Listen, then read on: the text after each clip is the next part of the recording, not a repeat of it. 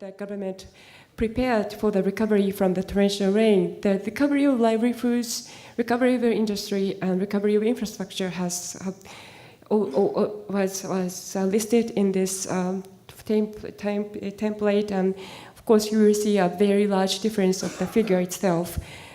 How do we prepare for such a big amount of money? We simply issued bond, because that's necessary. The amount of money is necessary, and we need to do it immediately. That's how this Japanese government always financed for the recovery and reconstruction efforts. Finally, the government investigated all the infrastructure failure cases in Japan after the Hokkaido earthquake, and completed a report at the end of November, because we saw so many failure cases of infrastructure for the series of disasters. We thought we need to do a comprehensive investigation of what are missing in our infrastructure maintenance, and if the critical infrastructure could maintain this function, even though regardless of the emergency situation.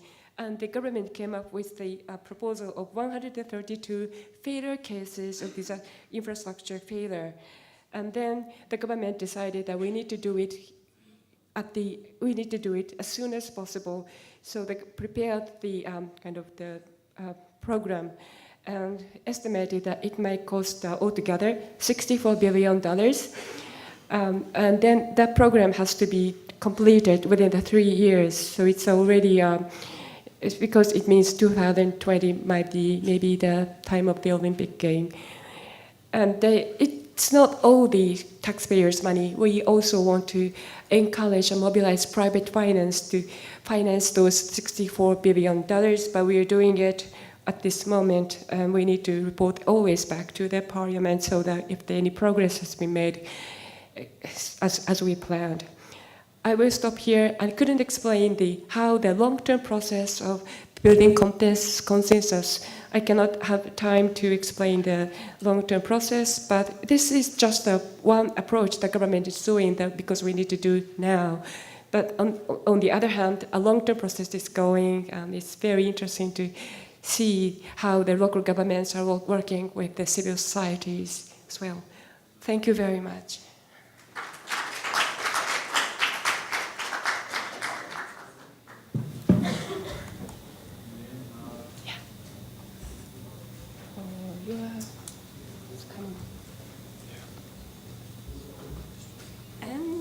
I'd like to invite Mauro for presentation.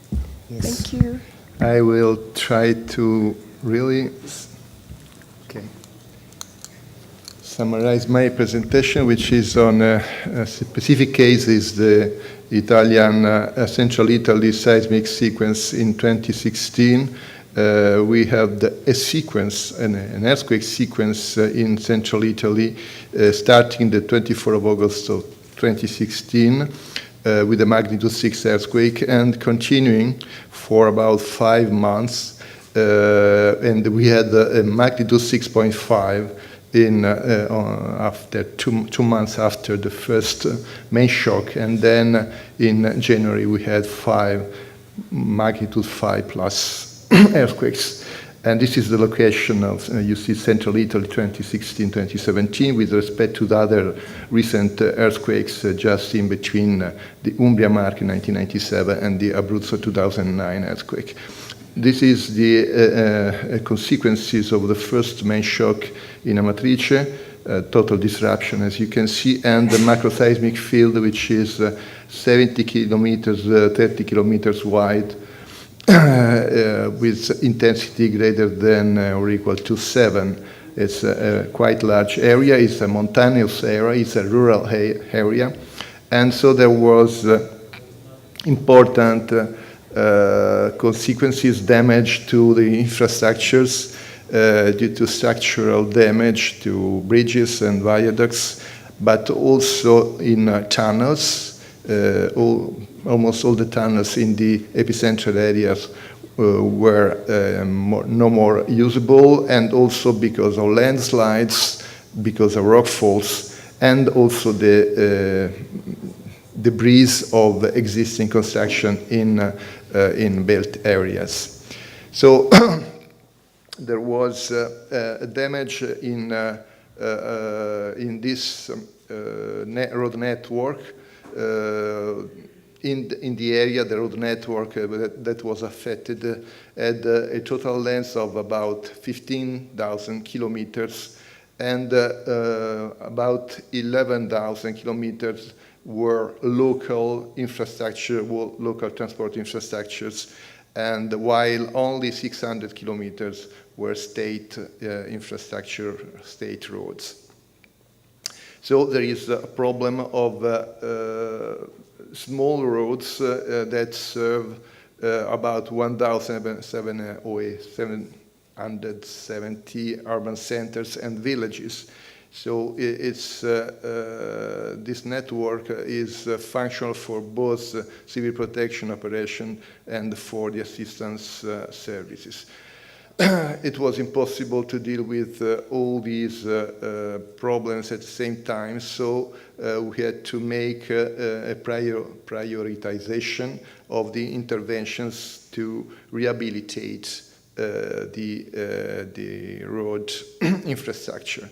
So first of all, the graph characterization was carried out, distinguishing three levels of accessibility: primary accessibility for interregional connection and for civil protection functions, central accessibility for interprovincial scale mobility and for relevant social function, and local accessibility. You can see on the right-hand table the kilometers for each level.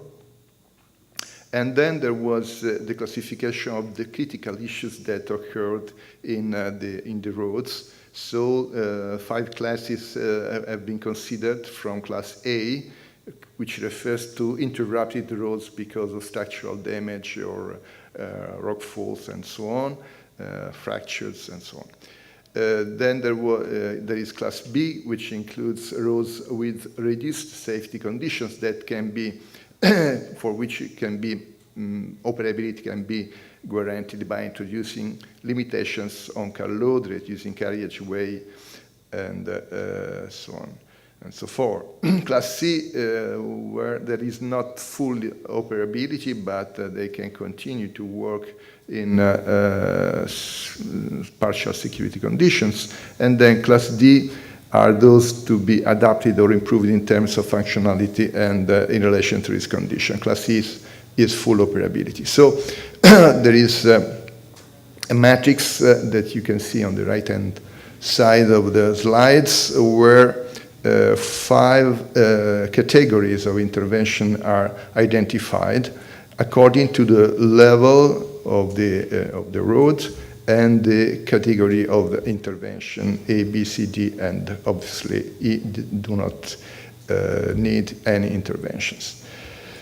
So, just to conclude, I have given a good example to you. In the case of Central Italy, seismic sequence complexities have come from temporal and geographical extension of the seismic sequence, maintenance characteristics of the affected territory, and the extension of the road network affected.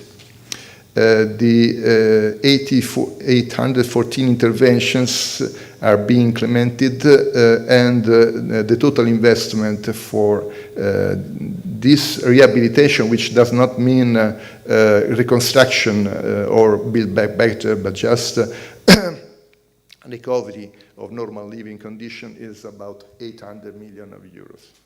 Thank you.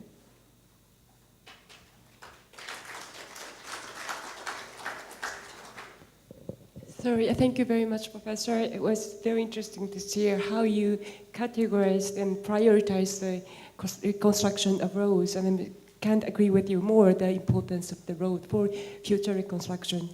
So I would like to invite the next speaker, maybe in the order could be fine. Leitmann, Joe, could you please take your floor?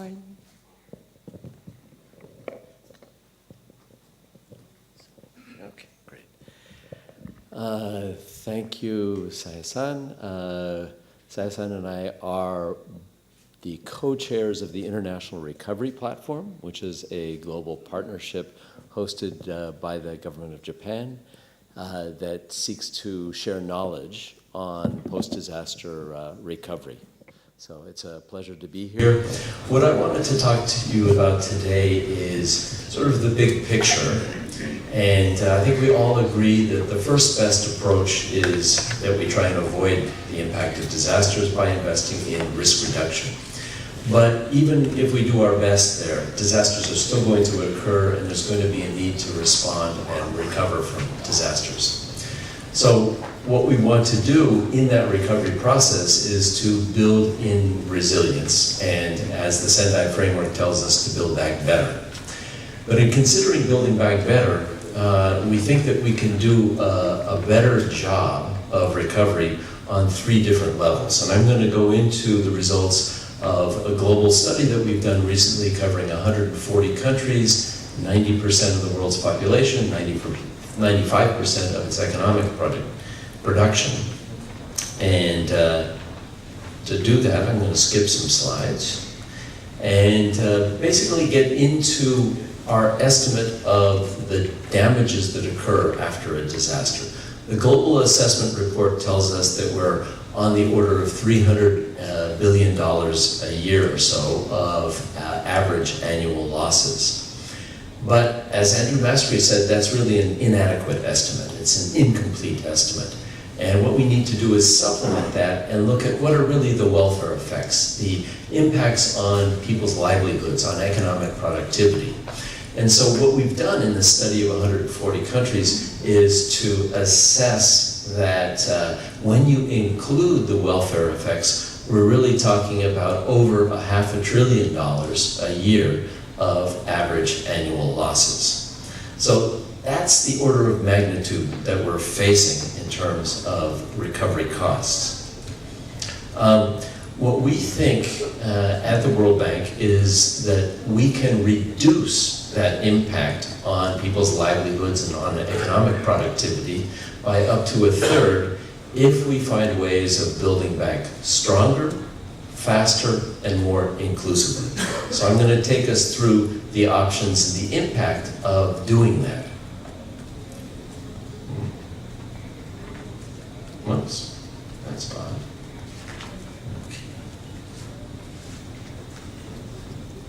All right. A little technical problem here.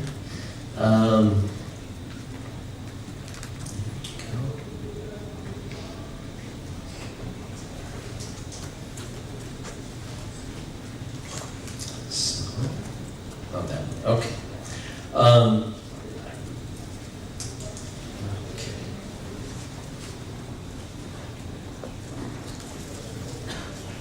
Okay.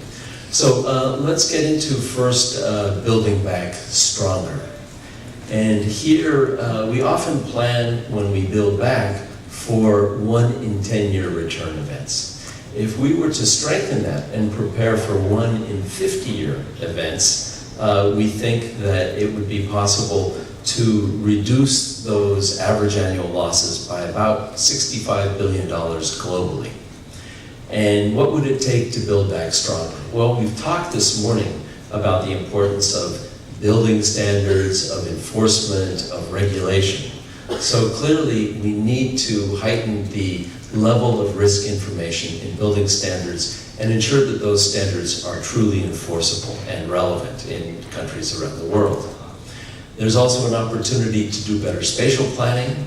We know that the world is rapidly urbanizing, and there are opportunities to influence urban form in a way that reduces risk. Having better design of buildings and facilities is another option for building back stronger, and then making sure that the technical assistance is in place so that the construction industry is able to achieve these stronger standards of building back better. If we can do that, we think that there are great opportunities for countries around the world to reduce their losses from disasters. And this is particularly true in the developing world, where there's greater vulnerability and lower capacity, and even more so true for small island developing states. So you can see the countries that would be benefiting the most from building back stronger. The second opportunity to improve the way that we recover from disasters is to build back faster. And Sai-san was mentioning that that's a priority in Japan and that they've figured out many ways to do that. Largely, the way that we can achieve this up to $75 billion reduction in average annual losses is to strengthen recovery systems. What this means is that we need to have the institutional arrangements, the financing mechanisms, the policies, and the implementation arrangements in place to accelerate the pace of disaster. For those of you here who have been involved in disaster response, you know how frustrating it is for people and economies to experience that gap between when a disaster strikes and when reconstruction really begins. That's when we have human suffering, and that's when we have economic losses. So some specific ideas for doing that is we can accelerate the pace of recovery by having right implementation arrangements. And here it could be as simple as having prearranged approval of firms that will engage in recovery and especially debris removal. We also need to have contingent financing in place. And often the money isn't there to finance recovery, and it takes a while to mobilize it. So what can we do to have standby credits, rainy day funds, rapid reallocation of government budgets? And then we need delivery mechanisms. So having scalable social protection is important, and also rapid disbursement of funds. And then the last opportunity for building back better and reducing those losses, I won't go into who will benefit, is to build back more inclusively. And that means that all the vulnerable groups in society should benefit equally from reconstruction. That's normally not the case. And we think that over $50 billion of average annual losses could be avoided if the distribution of recovery benefits is more equal. And that requires things like social protection programs that really go after the most vulnerable, and making sure that we don't overlook low-income areas and certain sectors so that the inclusiveness of recovery is there. And then there would be countries around the world that would clearly benefit in a great way from more inclusive development in reconstruction. And this is primarily in Africa, but also, interestingly, the Russian Federation. So my message here is that we can reduce the welfare losses from disasters around the world by up to a third if we can build back stronger, faster, and more inclusively. Thank you. Thank you very much, Joy. It was a very clear message of building back better, fast, stronger, and inclusive. Thank you so much. And I'd like to invite the next speaker, Rita. She's from UNDP.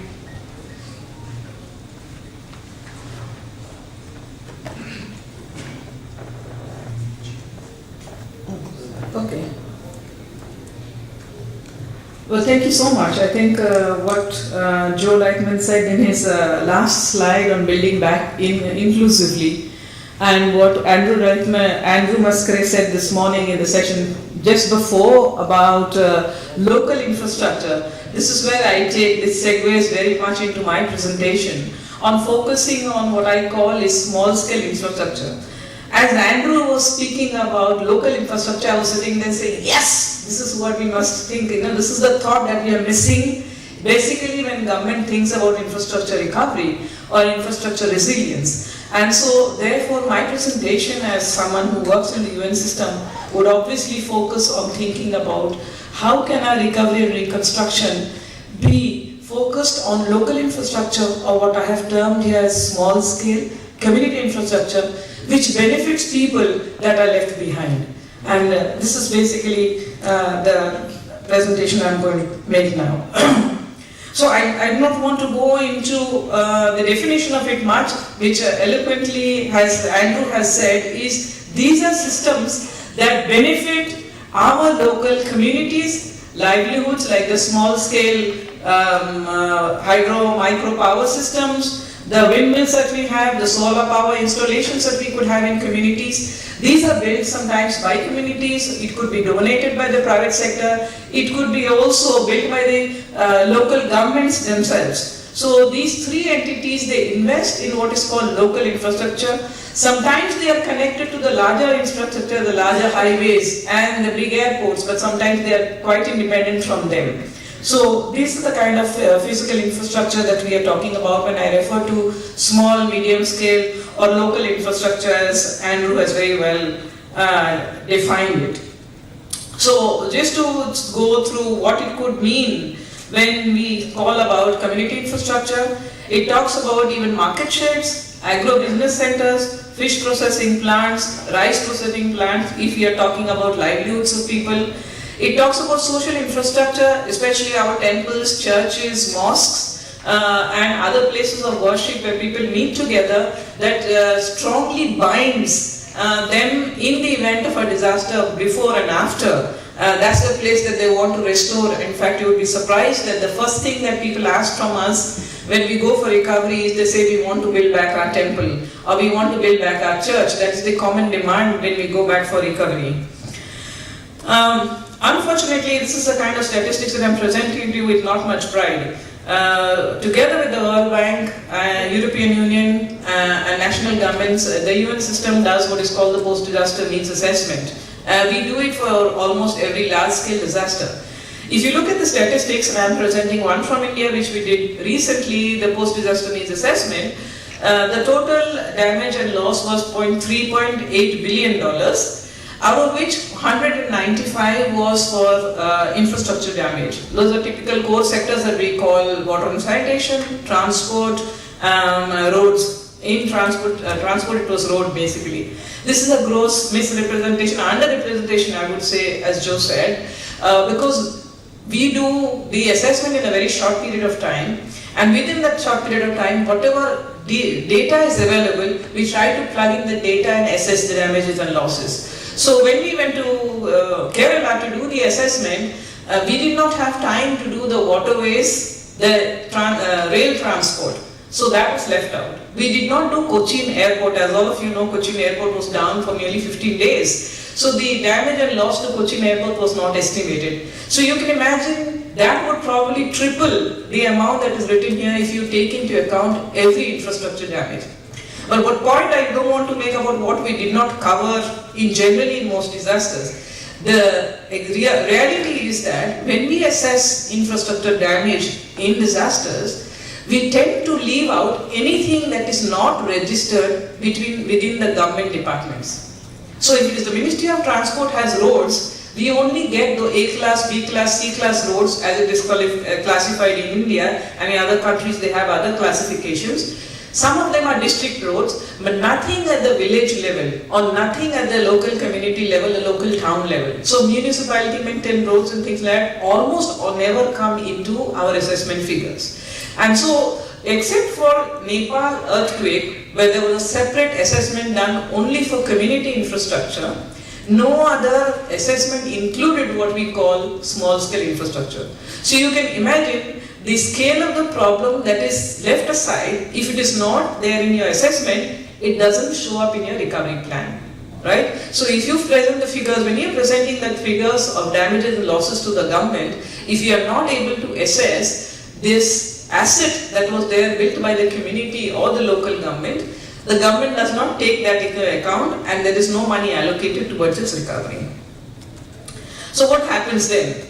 Then our local communities, the people who we are supposed to committed ourselves to doing things better, are the ones that are left behind, because neither the roads, nor the buildings, nor the health centers, nor the schools, all this access immediately is stopped for a long time, because the priority goes into restoring Cochin Airport, which was done very well, extremely well, within a month of the floods.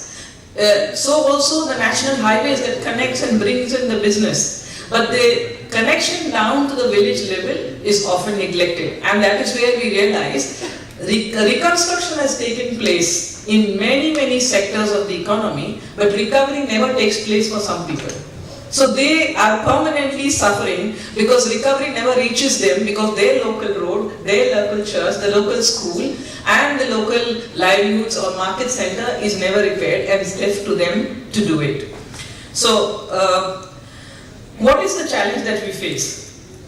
The first is, of course, they have no visibility. No one knows about them. It is not registered anywhere. For a lack of a better word, it's not registered in any government record saying there's a road leading from those group of villages in Nepal that is remotely placed into the main town where you can come, main road where you can come and catch your bus. Right? These are just built over and over little bit by people over time, and therefore because it is not registered as a road or because it is not registered as a school, therefore there is no visibility, no one knows it has gone. Till people suffer and say that. Number two is, because it is not supported formally or registered anywhere, they do not get the technical supervision that is necessary to get a construction done well. So it is really shoddy construction at more times. Thirdly is that there is no ministry that anchors this entire construction, so we leave that goes.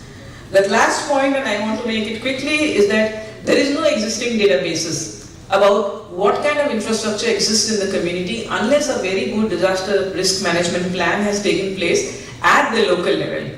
So this is them. Just quickly to run over, I realize we are running short of time. What can be done then? There are three things, and I think all the three were listed in the morning sessions. The one is that you prepare a very exhaustive list of what kind of community infrastructure is already existing, what kind of local level systems that are functioning that are relevant. You can prioritize them according to your own ranking, and this is where the issue of metrics comes in. Which is services population, number one, the kind of service it provides, number two, the kind of number of people who benefit from it, number three, what is the vulnerability of that particular to different kinds of hazard, and number four is who actually is maintaining or owning it. These are the four things that we can do in the pre-assessment stage. If we have this as a baseline data, this is what can help for when you're planning and recovery and reconstruction. The second issue, I think, was also something very critical that Andrew raised this morning, is about the capacities. At the local level, the national policies, the national institutions, capacities, or even the laws that are talking about disaster resilient construction never permeates down to the local level. At the municipal level, there may be only one engineer, and at the panchayat level in India, where a lot of the construction is done, even there we do not have sufficient capacities. It's not only about technical capacities, but also the capacity is skill transfer to people who are actually constructing it. So it's not the engineering capacity also, but also the local people, the masons and the people who do large scale constructions on their own.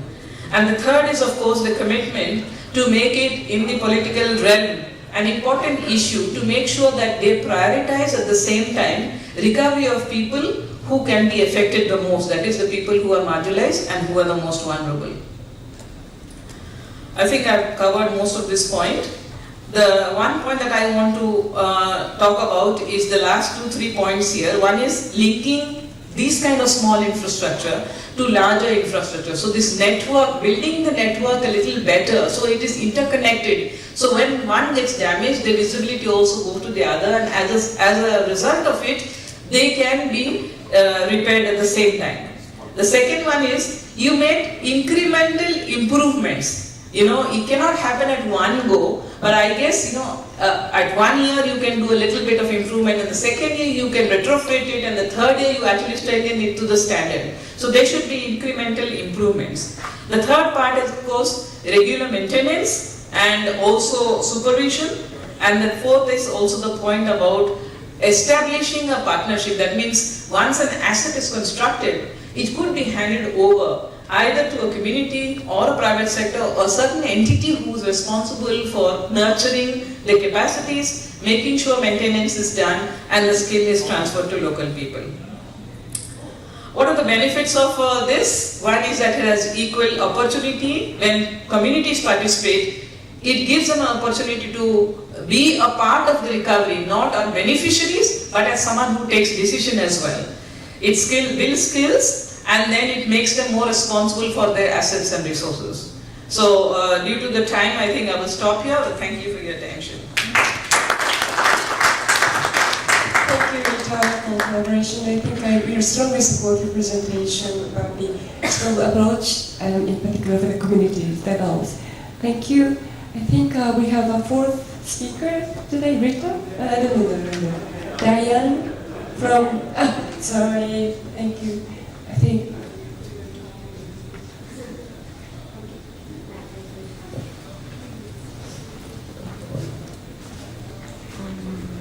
No, it's not mine.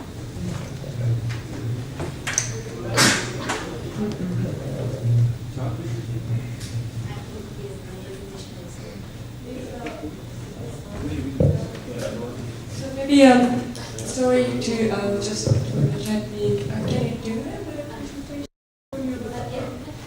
Okay. Do we have colleague from Saudi Arabia? Do we have speaker from Saudi Arabia? Looks like no, so maybe you want to speak. From Saudi Arabia?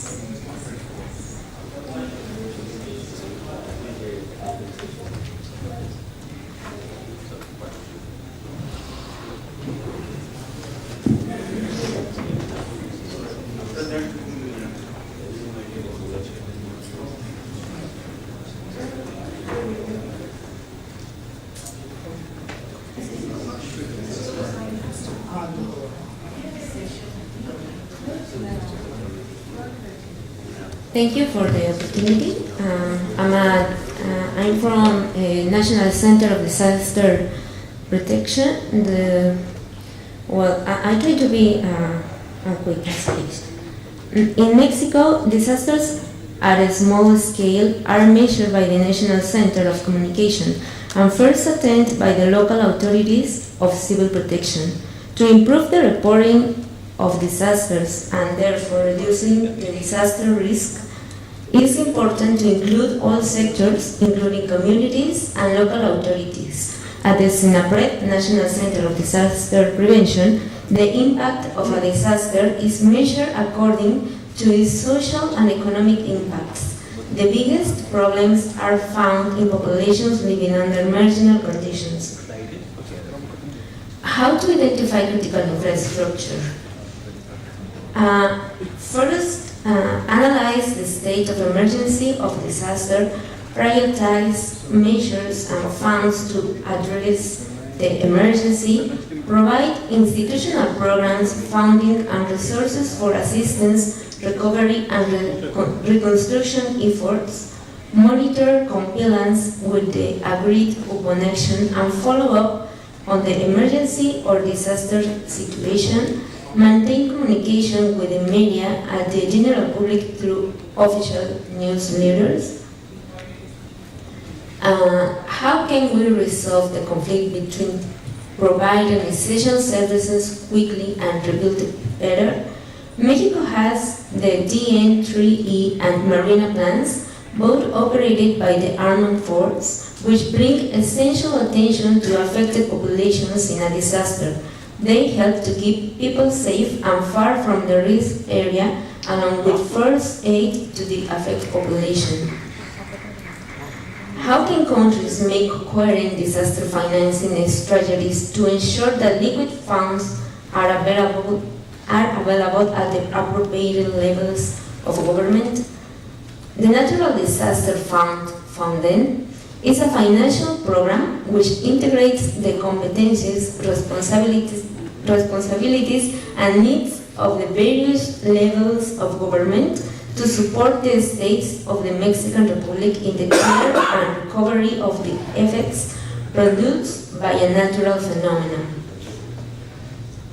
How can decisions on this troubling financial resources be rationalized? Finance preventive projects focus on the reduction risk and then contribute to avoiding or reducing damage caused by natural disasters. Promote and replicate model preventive projects and establish through specific sub-accounts in the preventing trust, funds and financial reserves with the purpose of ensuring the timely allocation and application of resources direct to prevent projects. How we institutionalize the learning process after each disaster. To these tools, the early warning systems, multi-hazard systems, and the risk atlas. In 1999, the SIAT-CT, early warning system to tropical cyclones, starts to work and makes change in the tendency of death by hydrometeorological phenomena.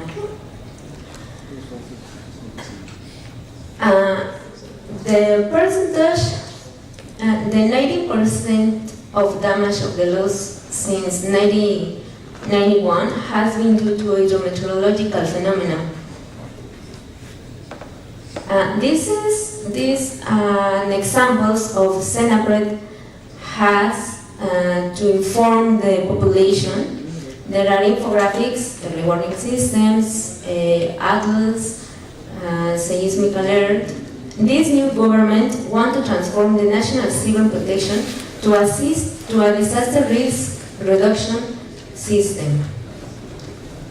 Thank you for attention. Thank you very much. Even though our time seems to be limited, since we had so many interesting presentations, I'd like to open the floor for questions and discussions. Maybe Mauro would lead the discussion. So thank to the speaker for the presentation. And we had a very large spectrum of issues that have been considered. Now the sessions are organized in this way. Now we should stop at 1:30. Let's see what we can do, and then we can have lunch. And at 2:30 there will be in the main hall the wrap-up session of the three breakout sessions. So, question to Dr. Josef. So you have talked about build-back capacities and how it has resulted in savings of millions of dollars. I would like to know, is there any critical intervention that can give a huge benefits based on your experience? Probably if you can share that particular critical intervention which you have made, let's give immense benefit. Thanks, I wish there was a magic bullet, but there isn't. I think that there are a range of interventions, and there's inspiration out there. There are places that are, in fact, implementing the changes that I spoke of. For example, having the right institutional arrangements in place.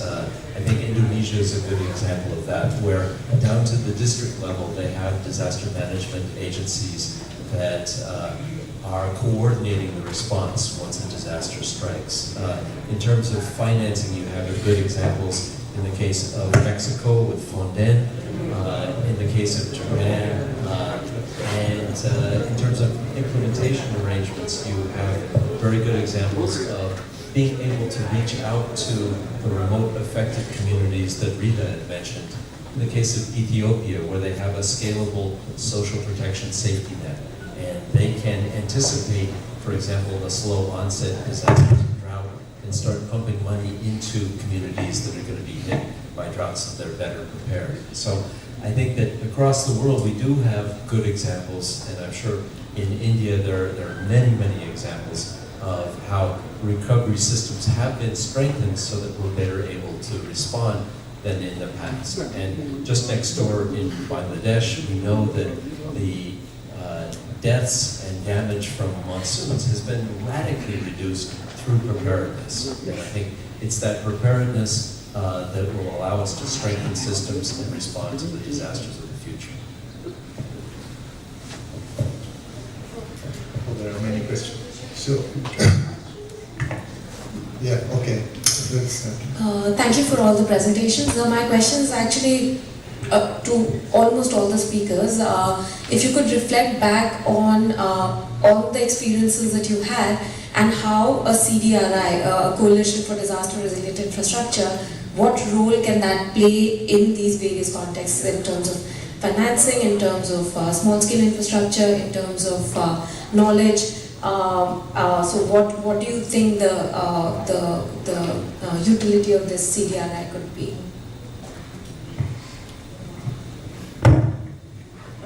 Thank you for that question. I think it's a challenging question, at the same time, I think very important one. For the case of local infrastructure, I think what has started out here should be replicated in all countries. You know, this establishing of a coalition at the national level for resilient infrastructure across all sectors, that should be done, bringing together not only at the national level but also establishing a similar structure at the local level, where they are, you know, I think the national platforms in each country could actually take on this agenda much more strongly. That's one of the things that they could do. The second thing is a strong investment in capacity building. You know, this is what seems to be the key issue.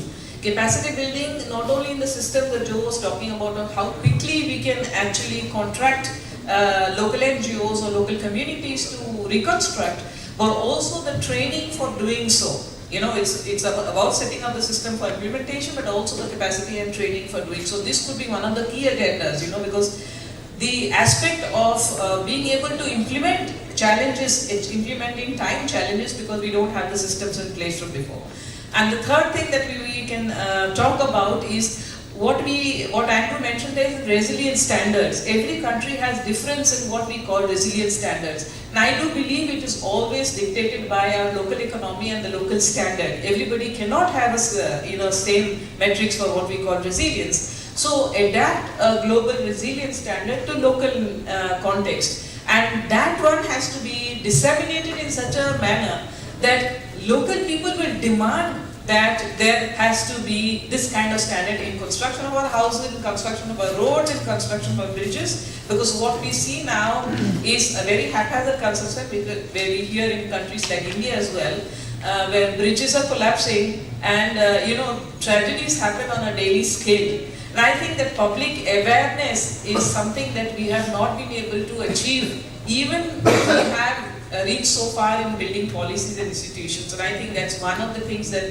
this coalition could actually aim at, reaching out to the general public in stimulating this debate about what it means to have resilient infrastructure. We settle for low standard too soon, and that should not be the case. I think can I respond to what she has said? You see, I think you are making probably a very broad and very broad brush statements. In fact, in Tamil Nadu, what we have done is we looked at the policy, talked about bridges. So bridges are not collapsing just because of inferior quality. It is because when you have constructed bridges long back, you did not anticipate climate change. You did not anticipate the sudden extreme events. So now what we have done, and based on the earlier experience, people were providing vents only in the middle of the stream. So now we took a conscious policy decision that the vents will be provided throughout the length of the bridge so that the water flows normally, and that doesn't allow the water to head up. And even in national highways, when the roads are elevated, that acts as a major check dam. Water is not flowed to the other side. So now a policy has been taken in Tamil Nadu to ensure that as many vents are provided along the length of the national highways also. And we have also decided that we change all the pipe culverts, which are easily washable, into box type of a culverts. So there are so many interventions that are being done, but the scale of the problem is such gigantic, and nature is always supreme. In fact, unless we all realize that we are only tiny creatures of nature, we cannot plan ourselves and be prepared to face some of these risks. Thank you. Could you raise your hand? So there are five questions, if I will understand. Okay. First, maybe just raise the question and take the answer from Leitmann at the lunch table. That will be much better. I think particularly the book I have read more than twice in the last 1 month. Just my question is about when we are talking about building back faster, and certainly it has certain saving value. But the same concept that the bank earlier promoted about owner-driven reconstruction. This is where I was not able to get, because a large part of Build Back Better is on the housing side. Of course, for example, of Build Back Faster in terms of road and other ones, you can have it. But I was really getting confused at how we ensure ownership when we are talking about Build Back Faster, because I analyzed both the Gujarat to Indonesia, but we found that all the delays happen, even if you have everything in place, the delays happen that you really want to ensure that the community owns it. Maybe at the lunch table. Sorry for taking more time. Thank you. Next. I'm D. Rajali from the Central Public Works Department of India. My question to the author of Build Back Better. There are certain policies of public procurement everywhere, and those public procurement policies sometimes hinder the speedy recovery process and building back. So did you find during your experience that these public procurement policies, which are meant for normal conditions, come in the way of speedy recovery? Thank you.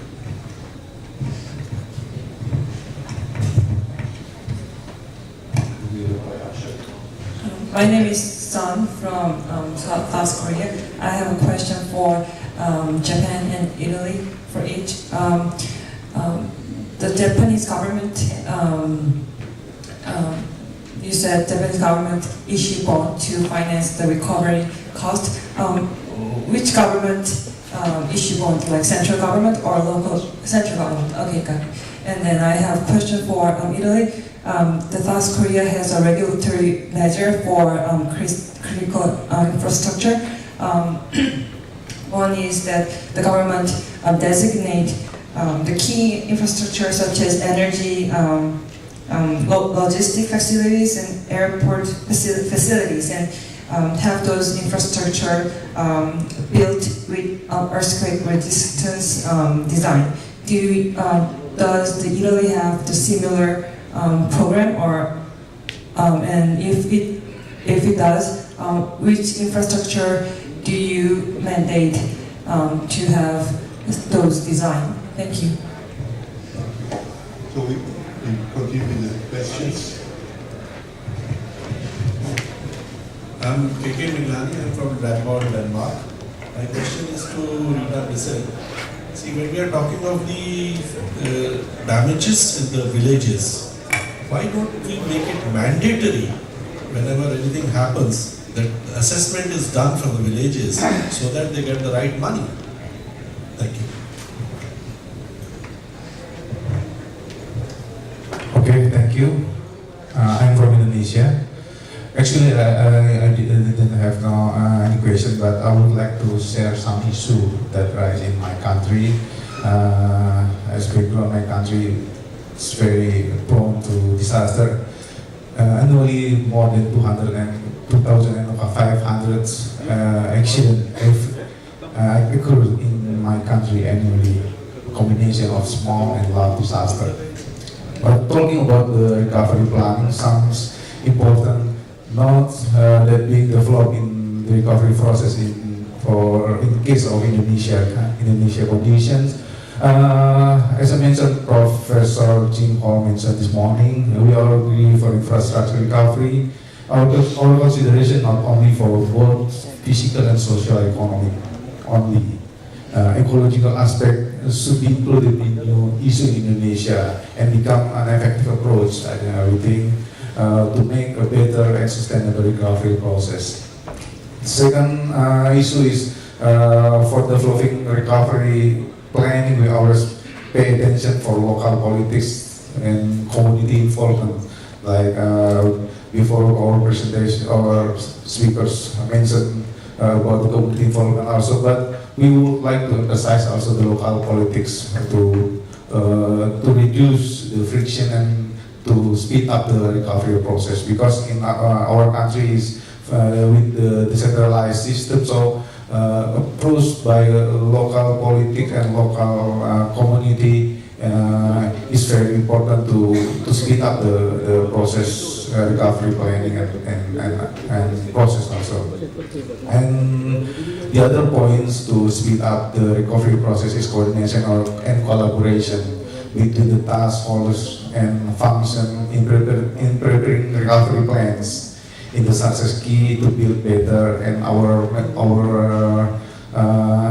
approach is not only to build better, but sometimes we need to build safer. So our principle is to build better and safer as our spirit of recovery effort in Indonesia.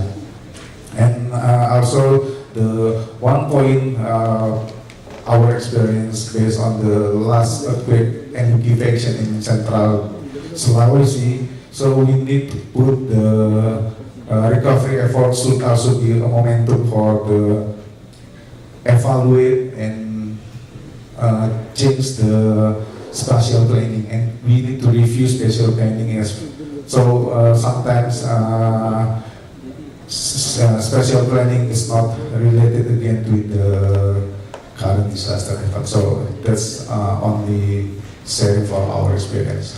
Thank you. Thank you. There was another question over there. Yeah, thank you very much to all the speakers. Excellent presentation. Just wanted to echo what Rita said basically, and also particularly highlight this example we had from Kerala, where indeed mic is not working. That decision was taken by the state government there that the Gram Panchayat development plans, which is basically a village grouping, which also offers certain funds now thanks to the decentralization in India, should include one working group on disaster risk management, meaning that the building back better will be really furthered. And this is really something which could be emulated. Also, of course, when we say there's a need for more localization, and that will be the only adapted solution, basically, where we could also then have adaptive preparedness, where we could indeed identify maybe the most vulnerable. We could, for example, ahead of a cyclical event like floods or whatever, identify where are the pregnant women and focus on their basically evacuation in upcoming event. I mean, things which does not cost money necessarily. And we need, of course, to build more capacities. And for that, I would like to come back once more to what Rita said. We have to use these platforms, be it national or state platforms or others. At one point in time, government in India, after Sender, indeed invited all states to set up these state platforms. And I hope we will still do that also together in Tamil Nadu. Basically, we need to mobilize the whole, all the stakeholders basically to get involved. Provide this enabling environment. This morning we heard indeed very good invitations in that regard to private sector, but also NGOs and other partners. Because the capacity development, has to be massive. We know that there's a lot of lack of understanding of some basic terms, but also a lot of local knowledge. And this needs really a broad coalition. Thank you. Thank you. So I think that we have, there is one question more? No. So we have completed questions. We can go back to the speaker, starting with Leitmann. Thanks. Let me just quickly address the two questions that I think were specifically for me. On housing. Housing is typically the sector that's most affected by disasters. You have the highest degree of particularly damages. There, I think that the owner-built approach that was piloted in Gujarat and that has been replicated, I think, around the world successfully is at least our preferred method of rebuilding housing stock. The devil is in the details, and you really have to make sure that you have policies about who is eligible for which level of support, how the financing works, and how you can get technical assistance to the households so that they build back in a more resilient fashion is critical to speeding up that successful approach. In terms of procurement policies, typically countries that are successful in speeding up recovery have emergency procedures in place. They don't rely on the standard business as usual procurement. They have pre-qualified suppliers of goods and services, and they've increased the thresholds where you can do sole source contracting and local shopping. So it's important to make sure that at the local, the state, and the national level, you have those emergency procurement procedures in place. Rita, No, I think there were no questions. I think I fully agree with the gentleman who proposed that we should start with the villages. Like we said, we are rushed on time. We are lucky when we have a strong political entity in a particular village or who belongs to a particular village, and he insists or she insists that the assessment must cover in detail what has happened in the village, and so the assessment team is often driven there. But since it is led by government departments and we are only external entities, we are led by where the government leads us to go in that sense. So we are also restrained to that extent. Thank you. Why does Leitmann made it mandatory at the government level? Sorry? It should be made, please. made mandatory on the government level. Yes. At all government levels. Yes. Yes, this is what we are trying. This is the part of the preparedness we are investing. We are investing in that. I think the government does have systems in which from the district level downwards, onwards, from the block and tehsil level also people do contribute, and it then comes up to the land departments who are placed in the district level. So the data is collected. What we are talking about is not the data that is already listed with the line departments at the district level and the block level. It could be even lower down, that is missed out. Okay, thank you. So I see that you have the question. I just make a small comment following up Joe's.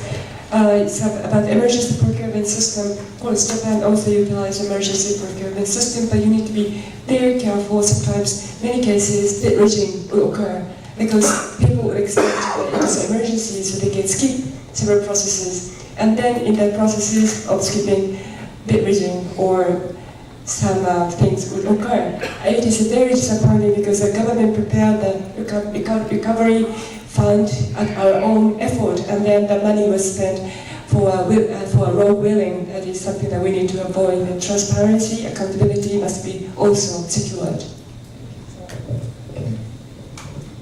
I had a question about seismic design of critical infrastructures in Italy. Of course, we have compulsory seismic design with a higher level of safety with respect to normal constructions.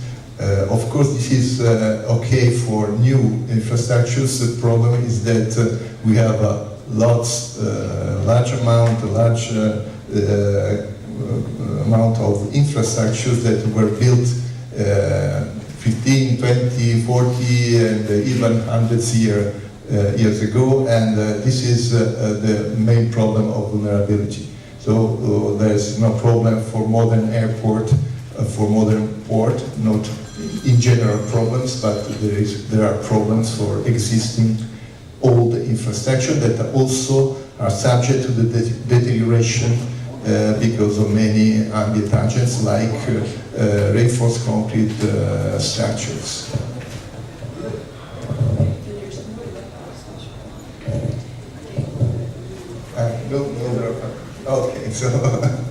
Okay, so we can. You have a question or what? Very short one, please. I'm from Mauritius. I just want to give an example that we witnessed a few weeks ago. One of the small island in Rodriguez was affected by cyclone. Very small population, 30,000 people. And the politician was from the sort of prime minister of he's sort of the chief commissioner of the island. And he involved the whole community.